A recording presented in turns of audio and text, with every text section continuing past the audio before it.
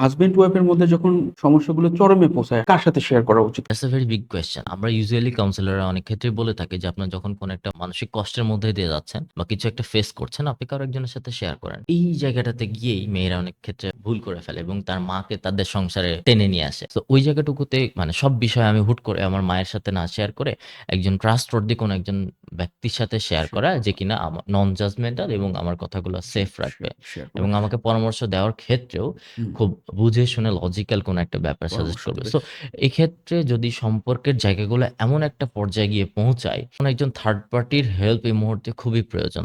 হুম, আমার daily living activities বা আমার শ্বশুরবাড়ির সাথে সম্পর্ক বা আমার হাসব্যান্ডের সম্পর্ক খুবই তিক্ত একটা জায়গায় পৌঁছে গিয়েছে।